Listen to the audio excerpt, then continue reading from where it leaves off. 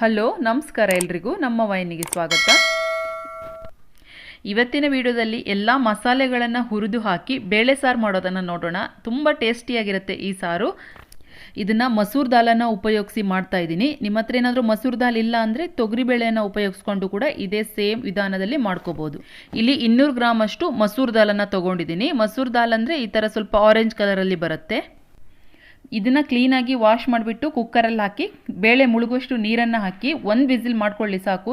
ಇದು ತೊಗರಿಬೇಳೆ ಥರ ಬೇಯೋಕ್ಕೆ ತುಂಬ ಟೈಮ್ ತೊಗೊಳ್ಳಲ್ಲ, ಬೇಗನೆ ಕರ್ಗೋಗ್ಬಿಡುತ್ತೆ. ನಾನು 2 ವಿಸಿಲ್ ಮಾಡಿಕೊಂಡೆ, ಆದರೆ ಜಾಸ್ತಿನೇ ಕರ್ಗೋಗಿದೆ. ನೀವು 1 ವಿಸಿಲ್ ಮಾಡಿ ಸಾಕು. ಈಗ ಇದಕ್ಕೆ ಮಸಾಲಕ್ಕೆ ಒಂದು 5 ರಿಂದ 6 ಮೆಣಸು ತಗೊಳ್ಳಿ, 1 ಚಮಚದಷ್ಟು ಧನಿಯಾ ಕಾಳು, 1 ಚಮಚದಷ್ಟು ಬಿಳಿ ಎಳ್ಳು, ಸ್ವಲ್ಪ ಕರಿಬೇವು ಮತ್ತು 1 ಲವಂಗ, ಹಾಗೆ ಒಂದು ಸಣ್ಣ ತುಂಡಷ್ಟು ಜಾವಿತ್ರಿ ಇಲ್ಲ ಅಂದರೆ 1 ಲವಂಗ, 1 ಏಲಕ್ಕಿನ ತಗೊಳ್ಳಿ.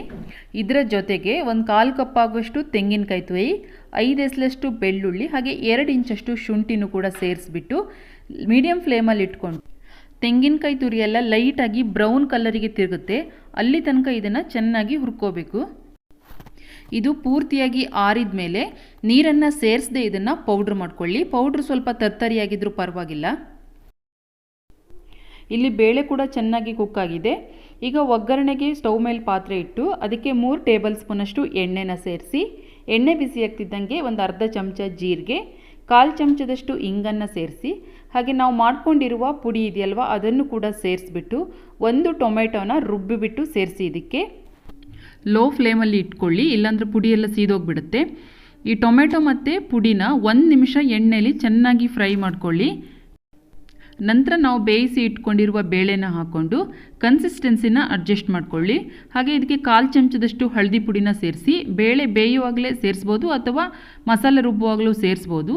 ನಾನು ಇವಾಗ ಸೇರಿಸ್ತಾ ಇದ್ದೀನಿ. ರುಚಿಗೆ ತಕ್ಕಷ್ಟು ಉಪ್ಪನ್ನು ಹಾಕಿಬಿಟ್ಟು ಕುದಿಯೋಕೆ ಇಟ್ಬಿಡಿ. ಇದನ್ನು ಒಂದು 15 ನಿಮಿಷ ಚೆನ್ನಾಗಿ ಕುದಿಸ್ಬೇಕು. ಕುದಿಸಿದಷ್ಟು ಇದು ಟೇಸ್ಟ್ ಜಾಸ್ತಿ ಆಗುತ್ತೆ. ಈಗ 15 ನಿಮಿಷ ಆಗಿದೆ. ಕೊನೆಯದಾಗಿ ಇದಕ್ಕೆ ಸ್ವಲ್ಪ ಹಚ್ಚಿಟ್ಕೊಂಡಿರುವ ಕೊತ್ತಂಬರಿ ಸೊಪ್ಪನ್ನು ಸೇರಿಸಿ, ಹಾಗೆ ಒಂದು ಅರ್ಧ ಹೋಳಿನಷ್ಟು ಲಿಂಬೆ ರಸನ ಸೇರಿಸಿ. ಲಿಂಬೆ ರಸದ ಬದಲಾಗಿ ಹುಣಸೆಹಣ್ಣಿನ ರಸ ಕೂಡ ಸೇರಿಸ್ಬೋದು. ಹುಣಸೆಹಣ್ಣಿನ ರಸ ಸೇರಿಸೋದಾದರೆ ಸಾರು ಕುದಿತಾ ಇರುವಾಗಲೇ ಕೊನೆಗೆ ಸೇರಿಸಿ. ಅನ್ನ, ಚಪಾತಿ ಹಾಗೆ ರಾಗಿ ಮುದ್ದೆಗೆ ಒಳ್ಳೆ ಕಾಂಬಿನೇಷನ್ ಇದು. ಯಾವಾಗಲೂ ಒಂದೇ ಥರ ಬೇಳೆ ಸಾರು ಮಾಡ್ತಾ ಇರ್ತೀರಾ, ಈ ಥರ ಫ್ರೆಶ್ ಆಗಿ ಮಸಾಲೆಗಳನ್ನು ಹುರಿದು ಹಾಕಿಬಿಟ್ಟು ಒಂದ್ಸಾರಿ ಟ್ರೈ ಮಾಡಿ.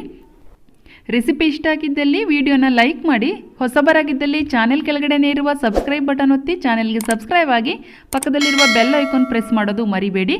ಸಿಗ್ತೀನಿ ಮುಂದಿನ ಇನ್ನೊಂದು ಇಂಟ್ರೆಸ್ಟಿಂಗ್ ವಿಡಿಯೋದಲ್ಲಿ. ಅಲ್ಲಿವರೆಗೂ ಧನ್ಯವಾದಗಳು.